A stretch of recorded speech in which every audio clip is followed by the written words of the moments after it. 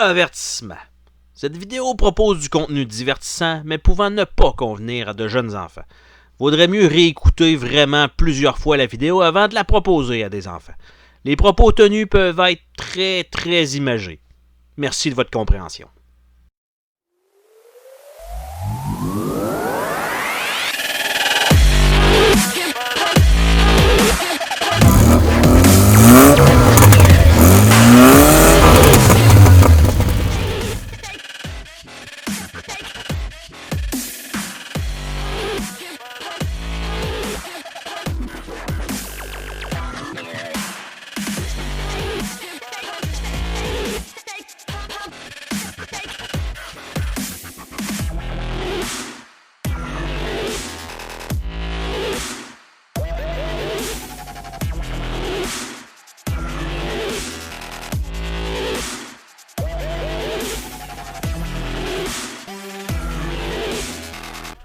Bien le bonjour à tout le monde à l'écoute. Tu nous démarres sans force aujourd'hui, Marc. Bien sûr, mon cher Pierre. Et toi, comment vas-tu en cette fabuleuse journée? Tu me donnes l'impression d'avoir un service à me demander. Pas du tout. En fait, je commence la journée en indiquant que le circuit vient de changer de propriétaire. Ah ouais? Ouais, c'est un plein de cash qui se fout un peu de tout ça. C'est juste qu'il aime les voitures. Est-ce que nos pilotes auront tout de même droit à une piste de qualité? Ça, c'est pas à moi de le dire. Par contre, je peux vous partager le nouveau nom qui est le Furiosa Drag Strip. Ouais, ça sonne pas mal. Nous avons d'ailleurs reçu un communiqué de la Fédération. Le cas de Davis Nachlotello est clos? Pas du tout. En fait, la Fédération a décidé qu'à partir de maintenant, et je cite, toute classe ou groupe contenant plus de 6 véhicules n'aura qu'un seul passage en compétition de course d'accélération. Je crois que la dernière fois, il y a eu un peu d'abus sur les feuilles de temps. Certains se sont grassement fait payer des heures supplémentaires. Et pourquoi tu me regardes de même, là? À ton avis?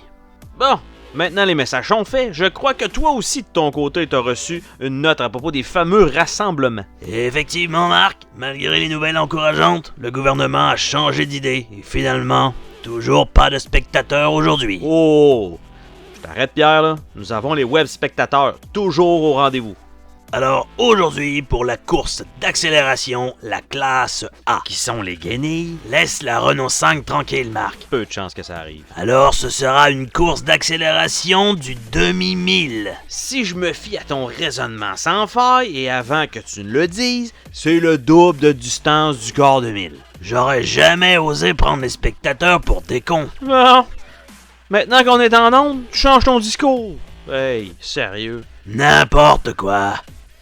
Pour en revenir au déroulement de la journée, comme nous avons 4 participants, ce sont des 2 de 3 en alternant les côtés de piste. Fait que je suppose qu'on utilise le système de la dernière fois. Les coureurs coursent jusqu'à une victoire, ce qui leur permet de se placer dans le classement, c'est ça? C'est exactement ça. Puis pour ceux qui comprennent pas le fonctionnement du tout, ben je vous invite à regarder la diffusion du dernier événement pour connaître un peu plus les détails. Alors aujourd'hui, 4 participants que nous connaissons bien se lanceront dans les duels dans l'ordre du classement général en commençant par le dernier et l'avant-dernier. Ah, avant de commencer, nous tenons à remercier le fabuleux Brandon pour son travail et nous lui avons donné carte blanche aujourd'hui pour sa captation de son côté. Voyons voir où il est placé. Que c'est un angle super! Nous pourrons voir la fumée lors des départs. D'ailleurs, en parlant de départ, normalement notre diffusion devait être demain. Mais la Fédération et l'organisation de l'événement a dû se presser à préparer le circuit en vitesse. Notamment la passerelle du flagueur. Tout ça parce que Ryan McNibble a une fête de prévu dans un avion ce soir, fait qu'il pourra pas être là demain matin parce que c'est le favori du public. Public de mes fesses, oui. La Fédération a dû devancer. D'ailleurs, est-ce que le flagueur est le même que la dernière fois? Ah, pas certain, mais c'est dur à dire d'ici. Moi, je crois que c'est le même Trouduc. Tu te sens en adjectif, mon cher Pierre. C'est que je déteste l'incompétence. Et pourtant, tu travailles encore. Très marrant. Et sur ces belles paroles et cet air en tabarnak, allons voir notre premier participant au puits. Le fameux favori du public dans sa Transam NASCARisée, Ryan McNibble, influenceur, globetrotter, tombeur. mais aussi proctologue à ses heures. Et de l'autre côté, un rival qui est toujours dans la course. Mais qui pourrait aussi bien faire la course dans l'eau. Max, la torpille Paprika. Dans la Jaguar XJS et sa motorisation de feu. Tous deux sont en place pour cette première course de la journée. Ah ouais, c'est super ça, la main du producteur qui s'amuse avec les illusions d'optique et la caméra. Voyons voir si McNibble va être précis dans sa conduite aujourd'hui. Faut dire que sa Trans-Am lui a donné beaucoup de problèmes jusqu'à présent. C'est au départ. McNibble avance. Perd tous ses moyens à la dernière seconde, laissant Max Paprika devant. C'est la première fois où on le voit aussi compétitif. Effectivement, Pierre, on verra bien ce qu'il va faire sur son deuxième passage. Performance foudroyante de Max, la torpille Paprika. Encore une fois, Ryan McNibble nous a fait le coup en nous laissant croire que ce serait bien. Avec cette performance, Ryan McNibble prend le deuxième rang. Max et sa Jaguar prennent la première position temporaire. Le prochain en liste, selon le classement global, Davis Nashlotello. Avec la BM 323 décapotable. Il nous avait bien surpris lors de la dernière épreuve. Il faut dire que sa plainte est toujours active auprès de la Il faut fédération. se rappeler que lors de la première épreuve du quart de mille, Davis aurait dû courser contre Max Paprika. La fédération est encore en délibération. Alors, le roulant en piste dans le couloir gauche. Et dans le droit, Max Paprika en quête de sa deuxième place aux courses d'accélération. Holy fucking crap! La plateforme du flagueur vient de Ah, tomber. c'est clair que c'est la faute à McNibble. Les bénévoles ont clairement pas eu le temps de sécuriser adéquatement la plateforme, là. C'est impossible. Avec un jour de plus, ça aurait été suffisant. Mais non, fallait que McNibble joue de son pouvoir. J'espère au moins que le flagueur va s'en remettre. Ouais, Struduc doit être encore en vie après une chute pareille. Il était probablement sous l'effet de l'alcool, donc il devait être mou. Fait qu'il va s'en tirer. Les juges nous rapportent que oui. Bon, ben, il va falloir attendre quelques minutes, le temps de remettre cette foutue plateforme debout. Donc, passons à la pub. Ça vous arrive de vous échapper? Vous avez de violentes pertes? Faites quelque chose avant qu'il ne vous arrive malheur. On pousse, c'est plug and play. De retour en piste pour la suite de notre programme. Les bénévoles ont solidifié le tout. Oh, les juges nous indiquent à l'oreille que le passage qui a été fait ne compte pas. Il faudra le refaire. Il faut dire que Davis Nashlotello s'est fait une bonne frousse. C'est clair, il y en a un qui doit avoir quelque chose de liquide dans le pantalon. Voyons comment il va s'en remettre.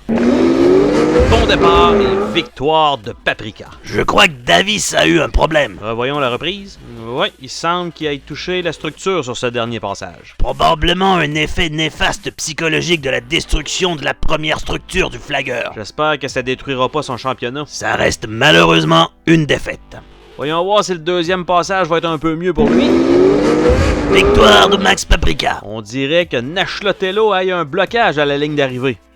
Et ça le place maintenant derrière Max, la torpille Paprika. Je crois bien que son espoir de médaille du tournoi part en fumée. Dommage pour lui, il nous avait bien impressionné lors de l'épreuve précédente. Et maintenant, mon champion, Non, ça recommence. l'homme de la situation, Ben ouais, le pilote qu'on aimerait présenter à sa propre fille pour devenir son gendre. impossible. Mais pourquoi ça? Ta fille est laite à chier. Mais putain, Marc, c'est quoi ton foutu problème? Tu parles pas de mon bébé comme ça. Ah, elle est crissement laite, là, avec son écume sur le bord de la bouche. C'est dégueulasse, asti.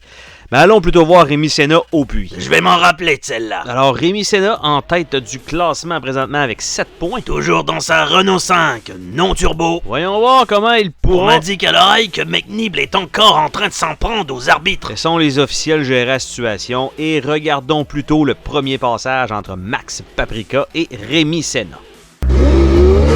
Rémi Senna a encore frappé fort. Attends, il a failli perdre. Mais c'est tout de même gagné. Ah, toi pis ta partisanerie.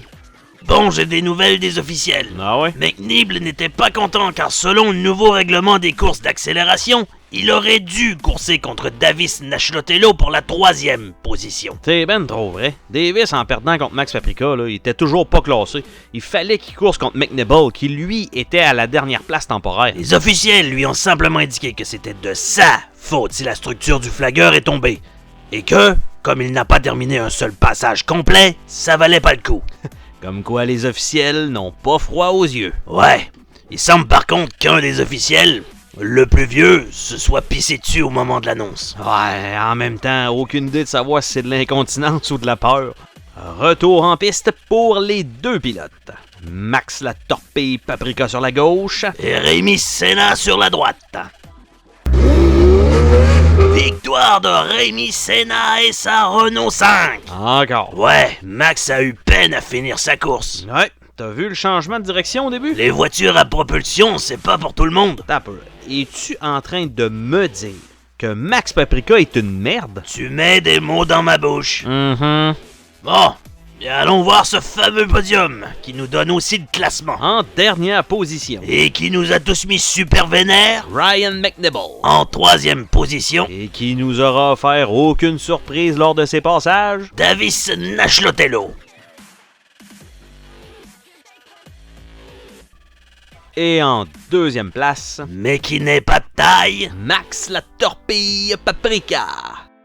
Et en première place, Bon, ça y est, il est reparti. l'homme de la situation. Arrête. Le conquérant du bitume, Tu vas un peu loin. Rémi Senna. Non, ça t'a fait du bien, là. Plus que toi, apparemment. Sur ces superbes paroles dont on se fout totalement, c'est l'heure du classement total du tournoi. Même s'il a pas fini une course une seule fois jusqu'à maintenant, il est au dernier rang encore une fois avec ses maigres 3 points. On parle ici de Ryan McNibble. Davis Nashlotello, lui, a réussi à ajouter seulement 2 points, ce qui le place en deuxième position. Pour Max Paprika, et si on ajoute 3 points, il égalise la marque des 8 points. Et ça le place aussi en deuxième position. Et en premier encore, En ajoutant 4 points qui, on le rappelle, est le maximum possible pour la classe A. s'éloigne lentement mais sûrement avec 11 points. Il sera très très dur à rattraper. Ouais, dur comme ta graine quand tu parles de lui, là. Tu fais vraiment chier, Marc, avec tes commentaires déplacés.